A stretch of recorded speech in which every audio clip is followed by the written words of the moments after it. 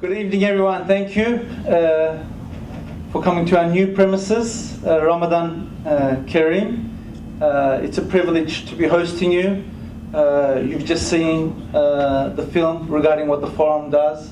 We've been doing such activities for the last 15 years. We're very pleased to be active in the Washington, D.C. area.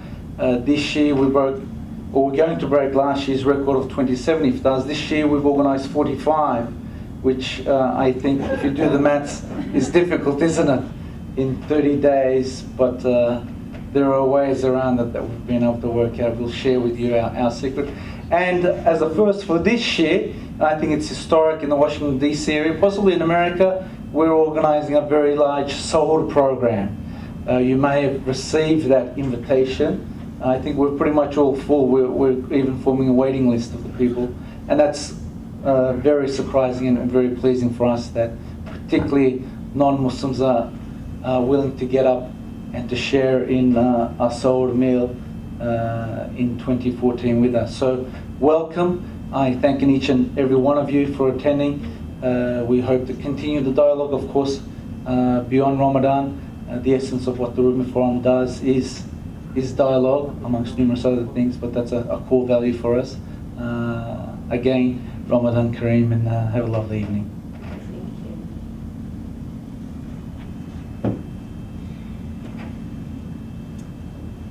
Doing that all evening, I think. Now I'd like to welcome Haris Tareen with MPAC, and he'd like to say a few words.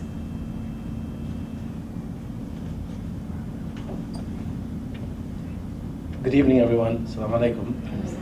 I wanted to thank the Rumi Forum for hosting this wonderful iftar and for asking me to say a few words. I think, I was asked to talk about what the meaning of Ramadan is, and I always contemplate this every year in Washington, D.C.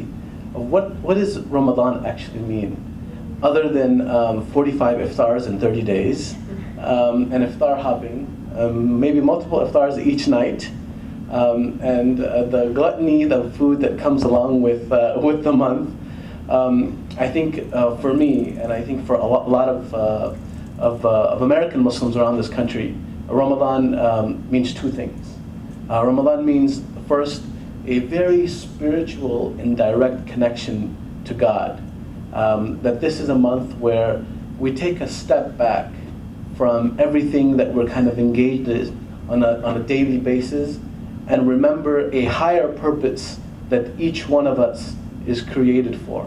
And I think the Rumi Forum is an excellent example of that, where human beings are interacting with each other, whether of different faiths, of different ethnic backgrounds, of different persuasions, beyond just their interest.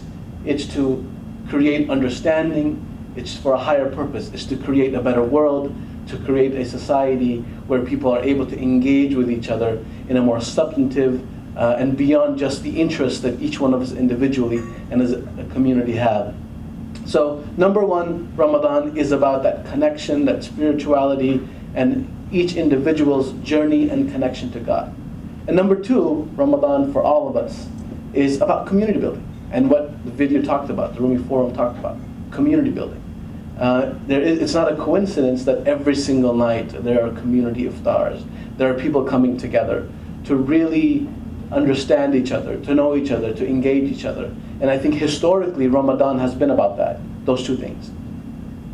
Connection to the divine, because it helps us get beyond our daily work and daily personal lives, and community building. And you see that, you see American Muslims around this country, we see this on a daily basis, doing amazing things in Ramadan. Ramadan, American Muslims are giving at historic proportions.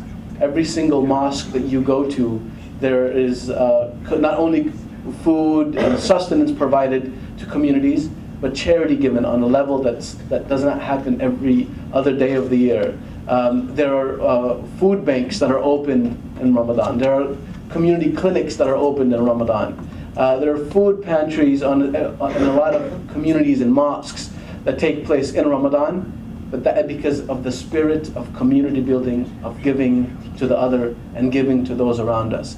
And I think those two things, if all of us consider that, first of all, that direct spiritual connection to the divine, and number two, community building, is what really kind of signifies Ramadan for many American Muslims. And I hope that we are able to kind of partake in that spirit, both of those, for this month, and it's a pleasure seeing you all. Thank you so much. Ladies and gentlemen, please welcome Aisha Rahman of Karama. She's going to say a few remarks before we open the fast. I'll try to be quick. There are more important things than hearing me speak. Assalamu alaikum, everyone. Thank you, Jenna, for that very generous introduction. I am Aisha Rahman, and I'm here from Karama, and I'm going to limit my remarks to two things. So I wish that Haris had gone after me, because I had sort of my two things as well. But they will be different, because I will make them different now on the fly. So the first thing is, as I was reflecting, so thank you Rumi Forum for inviting me this evening and having this iftar. I've been very blessed to be at more than one Rumi Forum iftar, not this year, but over my time in DC.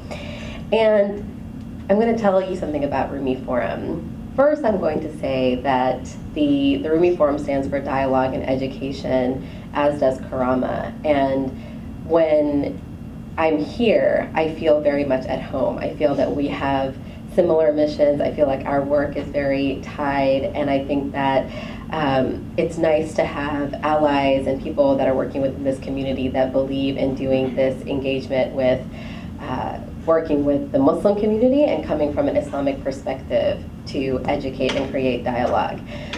I'll also say that I have, this is my third Ramadan in DC. I'm from Knoxville, Tennessee, a very small town in the southeast where there aren't many Muslims, but we have a nice community. And it very much, Ramadan at home very much is about family.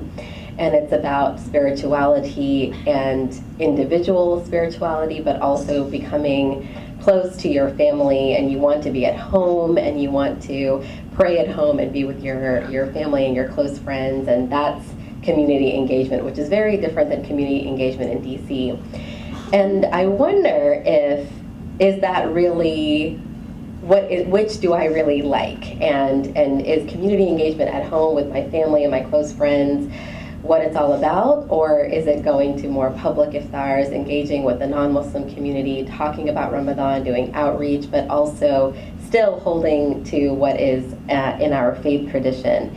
And I will say that I didn't necessarily I don't like change, and so I didn't like it when I first came to DC because it was something new. And then last year, Rumi Forum invited me to a family's home. They opened their home to us. It was very generous, and the family cooked the most amazing meal that I've had for iftar in DC yet. I was telling Jenna right before, I still remember the dessert that she made, which had this strawberry puree on top, and I'm going to go on and on about food as you guys are hungry, but it was so beautiful. And what was so striking to me was that there are so many in the Turkish community that were willing to open up their homes for the Rumi Forum to have these outreach iftars without any ask. It was just for us to know the community, have dialogue with the community, and sit in somebody's home and enjoy that very unique engagement that I think the Rumi Forum brings to DC community engagement. And so I'm really honored to be a part of this evening and engaged with this organization. So.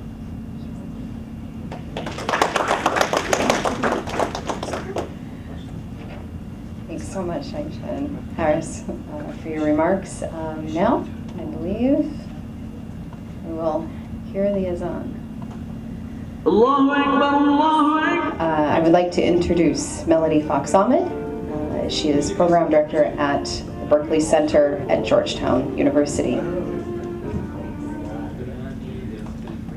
Thank you, Jenna. Thank you, Emre. Thank you, Rashid. Thank you, everyone from the Rumi Forum, for having me and putting on this always fabulous, delicious iftar every year. Alhamdulillah. So, assalamu alaikum, everyone. Ramadan Mubarak. I just want to start off by remembering God, remembering His compassion, His mercy, which is what we're really here, what it's really all about during Ramadan. So by saying that, Bismillah, Ar-Rahman, Ar-Rahim. So Ramadan is such a special spiritual time, both for purifying our soul, for connecting with the community, for thinking about others, remembering those who are thirsty, those who are hungry, feeling the sorrow, the pain of those who are desperate, who are hurting in the world. And really what Rumi is doing tonight and 50, 70 other nights, it's really amazing work, is embodying that spirit, bringing us together in community, because we're coming together to share, whether it's our ideas, our beliefs, food, delicious food, by the way, thank you.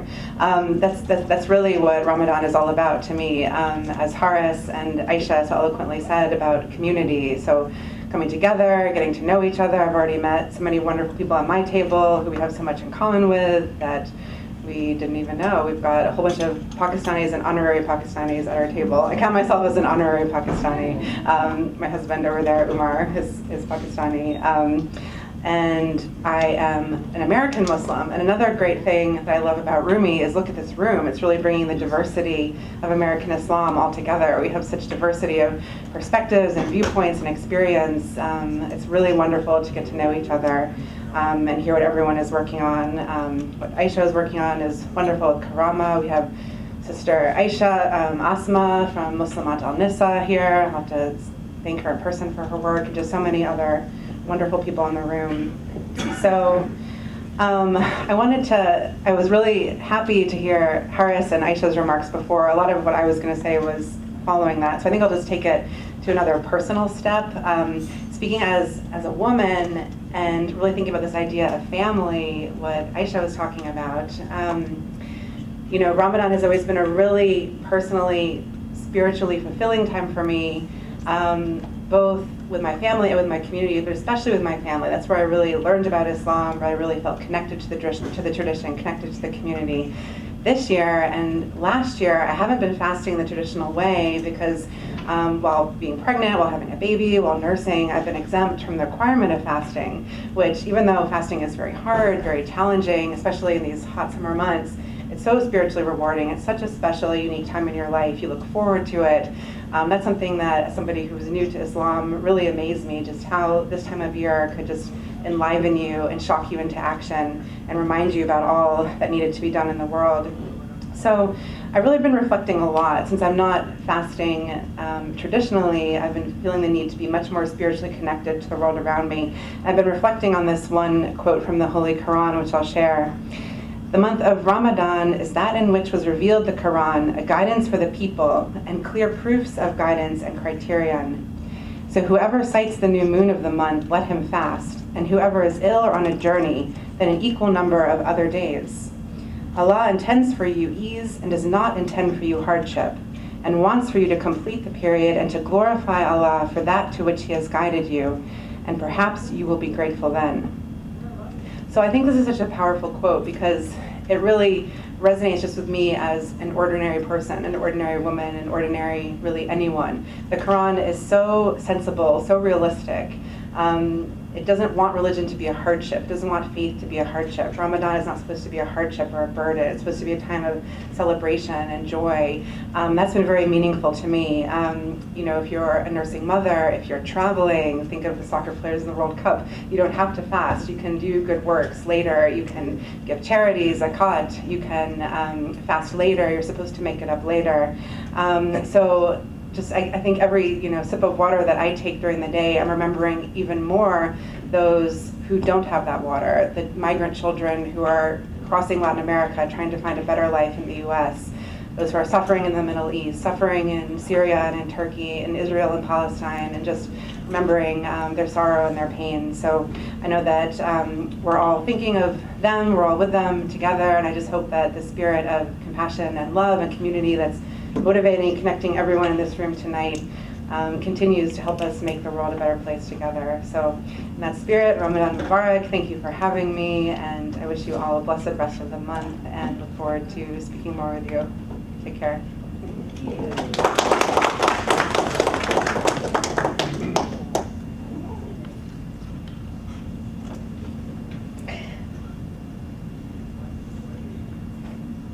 So thank you so much, Melody.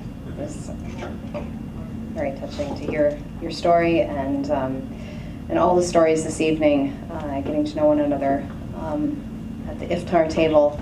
You know, nothing like, well, I say, you know, through the stomach to the heart. So, it's and we really know this Ramadan here at the Rumi Forum. We're very grateful to host you, as well as all of the other groups and individuals we've been able to host this year. On your tables at your place setting, there's a flyer here. Let's Rally for Syrian Refugees. And there was recently a trip that Emre was on, and he probably can say it better if you'd like to say a few words. But go ahead and take a look at this, and also it's on the rally.org website. It's a good effort, so I'll ask Emre to come up and say a few words about that.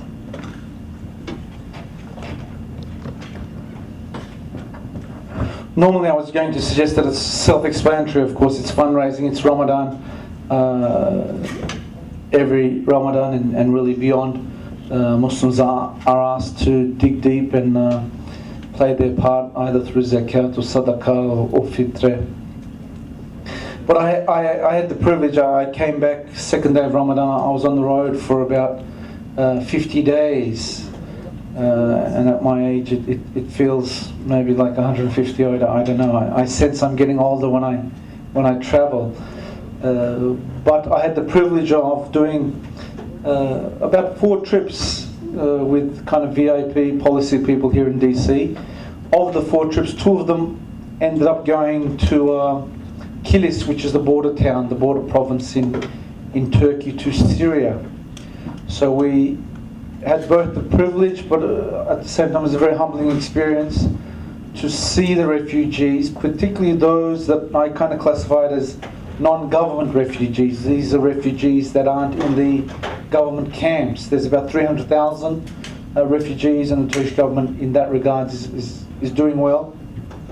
Official numbers of about 1 million refugees in Turkey, but unofficially a lot of people are saying, so unfortunately the numbers haven't been kept properly, it would appear about 1.5 million. In Kilis alone, the population of refugees, and this is an interesting fact, the population of refugees is greater than the population of the locals. So that's how many refugees are in that particular province. And many others, of course, have dispersed throughout southeast Turkey, but in particular, of course, throughout the rest of Turkey as well. But the point is, we visited these refugees in their homes in quite difficult circumstances. When I say home, it's very loosely used. Tents, things made out of bricks and mud and what have you. People that weren't able to get into the government camps. So as a result of that trip, and that trip was partnered with Truman National Security Project, the young scholars there really rallied, and I guess that's why we've gone with that. They consulted us, and we're very pleased that they've set up a site through rally.org. So I would encourage you, again, this is the obvious month of giving. I really don't need to say much more than that regarding our obligation to look after the less fortunate, but particularly because I had that dialogue, and I mentioned this elsewhere, we encourage dialogue. We do so in DC, we do so in our homes at various levels, from grassroots up to various agencies and think tanks, etc., etc. So dialogue is important. No doubt you believe and accept that as well. But the dialogue we had with the refugees really comes at a very different dimension. It was very moving, and it's not until the concept of empathy increases 100-fold when you're able to converse with people in those circumstances. So I would encourage you to at least visit the site, and we've set I think quite a humble amount. I think $15,000 is quite reachable. I would commend you to play your part.